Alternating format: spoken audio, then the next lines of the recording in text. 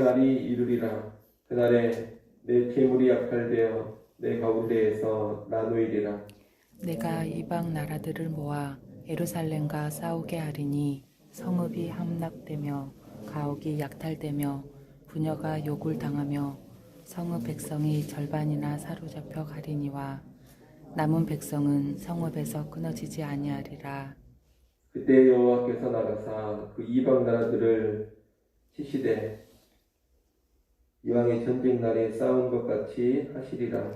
그날에 그의 발이 예루살렘 앞 곧 동쪽 감난산에 서실 것이요 감난산은 그 한 가운데에 동서로 갈라져 매우 큰 골짜기가 되어서 산 절반은 북으로 절반은 남으로 옮기고 그 산 골짜기는 아셀까지 이를지라.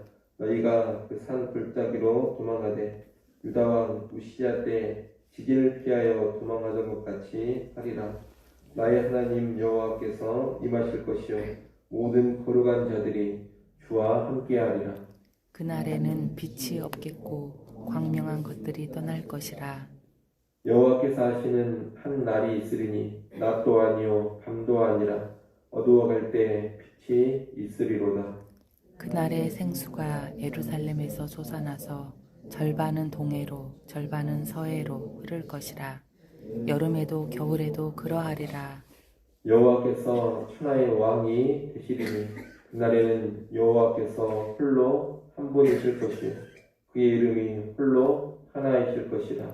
온 땅이 아라바같이 되되 게바에서 예루살렘 남쪽 림몬까지 이를 것이며 예루살렘이 높이 들려 그 본처에 있으리니 베냐민 문에서부터 천문 자리와 성 모퉁이 문까지 또 하나넬 망대에서부터 왕의 포도주 짜는 곳까지니라. 같이 봅니다.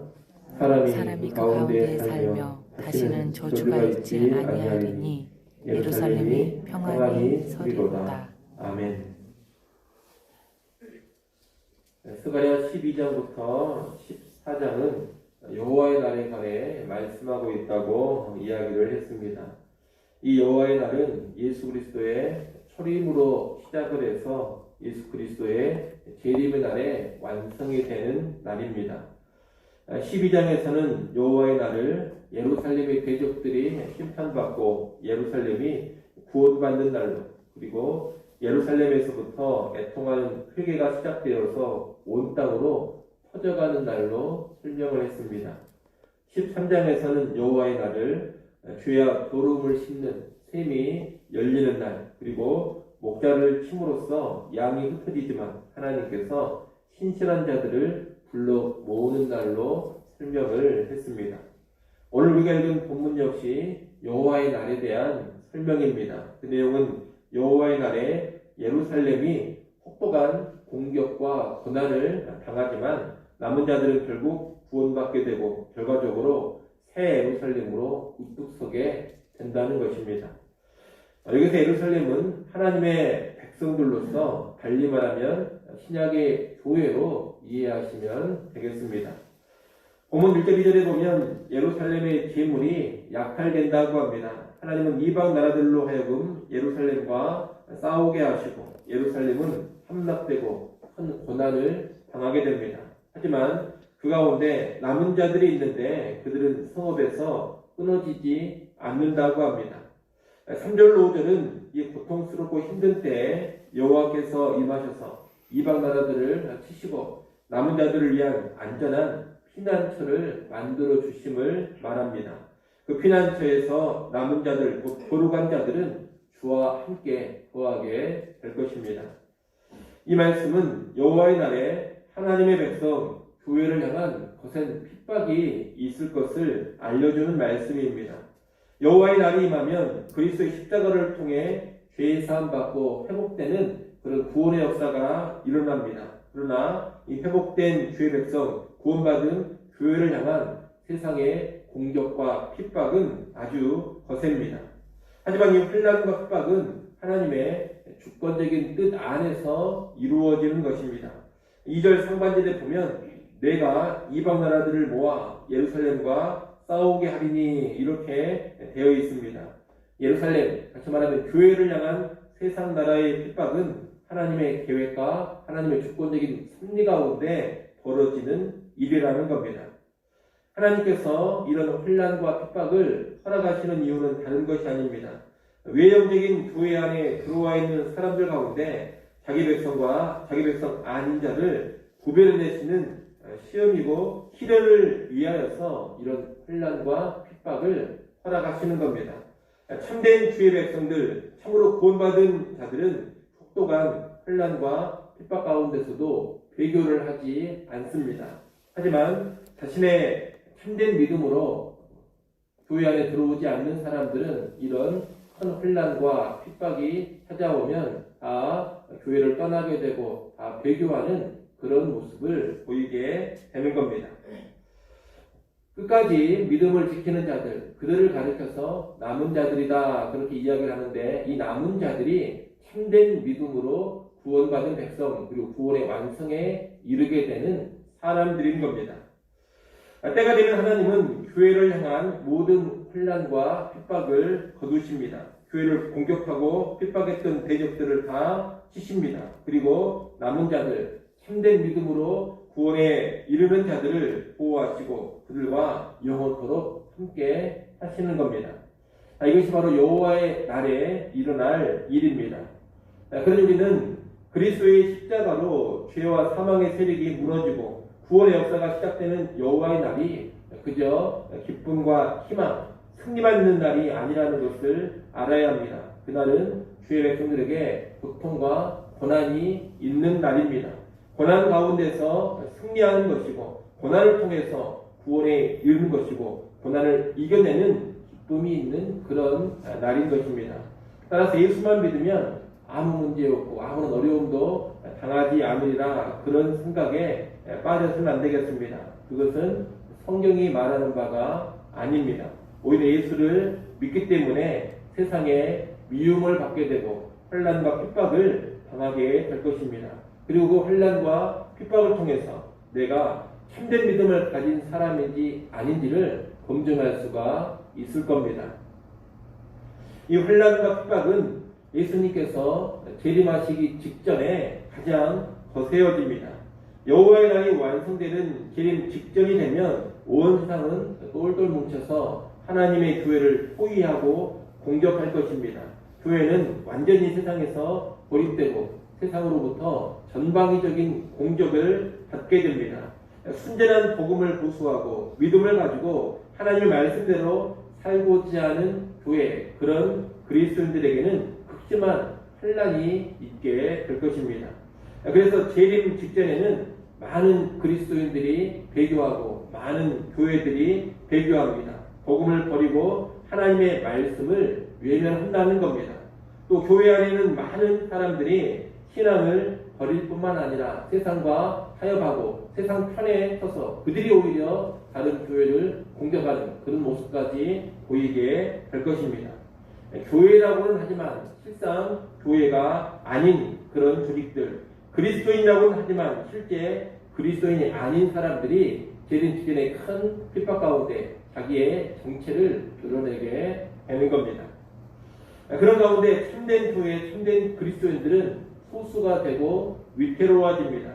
도저히 교회가 살 길이 보이지 않는다, 그런 생각이 들 때, 이러다가 하나님의 교회가 완전히 다 무너지고 말겠구나, 세상에서 다 사라져 버리겠구나, 그런 생각이 들 때 여호와께서 개입하셔서 순식간에 역전을 이루시는 겁니다. 그리스도께서 재림하셔서 순식간에 교회의 모든 대적들을 다 멸하시고 교회를 영광스럽게 세우십니다. 혼란과 고난을 통과한 참된 교회를 영광스럽게 하시는 겁니다. 여러분, 이런 날이 여호와의 날에, 특별히 재림 직전에 있게 된다는 것을 잘 아시고 이 땅을 살아가시기 바랍니다. 6절부터 11절까지 말씀도 여호와의 날에 있게 될 모습입니다. 이 부분의 말씀도 본질상 예수 그리스도의 초림으로 이루어졌다라고 할 수 있겠습니다만, 이 말씀의 완전한 성취는 재림의 때에 이루어집니다. 6절 7절에 보면 장차 여호와께서 아시는 한 날이 오는데, 그 날이 오면 하나님이 처음 창조한 빛이나 광명이 사라져 버린다고 합니다. 대신에 다른 새로운 빛이 나타납니다. 창세기 1장에 보면 태양이나 달 같은 빛으로 낮이나 밤이 결정되었습니다. 그런데 이날에는 그런 빛이 작용하지 않습니다. 그래서 낮도 아니고 밤도 아닌 것입니다. 아울러 태양빛 같은 것이 사라지니 어두울 수가 있는데 어두워져 갈 때 빛이 있습니다. 계시록 21장, 22장 말씀을 참고한다면 이 빛은 여호와께로부터 나오는 빛입니다. 그리스도께서 재림하시면 이제 새하늘과 새 땅이 열리게 되는데 그곳은 해나 달의 빛이 필요가 없습니다. 여호와께로부터 나오는 빛이 영원토록 비추기 때문입니다. 또 8절에 보면 그날에는 예루살렘에서 생수가 솟아나서 절반은 동해, 다시 말하면 서해로, 절반은 서해, 다시 말하면 지중해로 흐르게 된다고 합니다. 또 건기인 여름, 우기인 겨울에도 이 생수가 흐른다고 합니다. 한마디로 사시사철 사방으로 생명수가 흘러간다는 말씀입니다. 이 생수의 흐름은 여호와께서 예루살렘에 임재하심으로 나타나는 일입니다. 이때 여호와 하나님은 홀로 한 분이신 천하의 왕으로 우뚝 서실 겁니다. 아울러 이 하나님의 처소가 되는 예루살렘 역시 높이 들려 우뚝 서게 됩니다. 10절은 그 이야기를 하는 겁니다. 온 땅이 아라바같이 된다고 했는데 아라바는 평원을 의미하는 말입니다. 온 땅이 아라바같이 된다는 것은 온 땅이 평평해진다 이런 의미입니다. 게바에서 예루살렘 남쪽 림몬까지는 산악 지역입니다. 산지 지역인데 온 땅이 평평해지면서 이 산지 지역도 평평해져 버린다는 겁니다. 반면에 예루살렘은 높이 들리웁니다.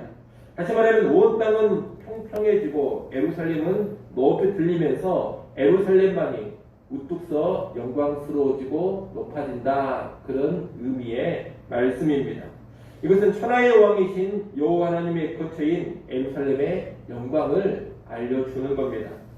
마지막 11절은 이날에는 다시는 저주가 없고 예루살렘의 평안이 서리라고 합니다. 이 땅에 다시는 저주가 없게 됩니다. 예루살렘은 완전한 평안 가운데 있게 됩니다. 이것이 바로 여호와의 날에 궁극적으로 있게 될 모습인 겁니다. 앞서 말씀드린 것처럼 이 일들은 예수님의 초림으로 이미 시작된 일이며 재림의 날에 완성될 일인데 특별히 오늘 본문의 말씀은 재림의 날과 더 긴밀한 연관이 있는 말씀들이라 하겠습니다. 요한계시록을 보면 이 스가랴 말씀을 활용해서 재림 직전에 있을 최후의 영적인 전쟁과 재림을 통해 열리게 될 새하늘과 새 땅의 모습을 잘 알려주고 있습니다. 이 스가랴 말씀이 나중에 계시록을 공부한다면 많은 도움이 될 것입니다. 여러분, 여호와의 날은 이미 시작되었고 이제 재림을 통해서 완성될 것입니다. 우리는 지금 재림을 통해 완성될 여호와의 날을 대망하면서 살아가고 있는 겁니다. 비록 주님을 믿고 섬김에 있어서 어려움도 있고 때로 환난과 핍박이 찾아올 수도 있겠습니다만 최후 승리와 최후의 영광을 소망하면서 교회는 견디고 이겨나갈 수 있어야 할 것입니다. 아울러 함께 하시는 하나님으로 인해서 세상 가운데 언제나 힘을 얻고 신앙생활할 수 있어야 하겠습니다. 여러분, 참된 믿음을 가진 신자들의 결국은 놀라운 승리와 놀라운 영광입니다. 새하늘과 새 땅에서 영원한 평안을 누리는 것입니다. 하나님께서 그렇게 이루어 가실 겁니다. 이를 꼭 기억하시고 예수 믿는 믿음 안에서 재림의 소망을 가지고 힘있게 신앙생활을 해나가는 우리 모두가 될 수 있기를 간절히 축원합니다. 기도하겠습니다.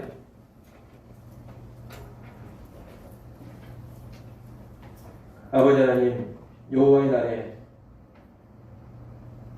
교회와 그리스도인들이 큰 혼란과 핍박을 당하지만 최종적으로 승리하고 놀라운 영광을 누리게 된다는 말씀을 보았습니다. 아버지 하나님, 예수 믿고 이 세상에서 신앙생활하는 것이 그저 편안한 삶만을 보장하지 않는다는 것을 알게 하시고 오히려 믿음을 가졌기 때문에 혼란과 핍박을 당한다는 것을 잘 알고 믿음 생활 해나가게 하여 주옵소서. 이 땅 살아가며 하나님 경외하고 말씀대로 순종할 때 찾아오는 혼란과 핍박을 두려워하지 않게 하시고, 혼란과 핍박 속에서 내가 참된 믿음을 가진 진정한 구원의 백성인 것을 잘 드러내게 하여 주시옵소서. 재림의 영광을 늘 소망하게 하시고, 재림 앞에 깨어 근신하며 살아갈 수 있는 우리 교회, 우리 모든 성도들 되게 하여 주시옵소서. 하나님, 이 시간 하나님 앞에 엎드려 기도합니다. 우리의 모든 필요를 아시는 하나님께서 우리의 필요한 것들을 채우시고 공급하여 주시옵소서. 하늘의 평안 허락하여 주시고 성령의 충만을 우리 모두에게 허락하여 주시옵소서. 하루의 시작을 말씀과 기도로 열었습니다. 온종일 말씀과 기도 가운데 주님과 동행하게 하시고 하나님의 기쁨되는 삶으로만 나아가게 하여 주시옵소서. 예수님의 이름으로 기도드리옵나이다. 아멘.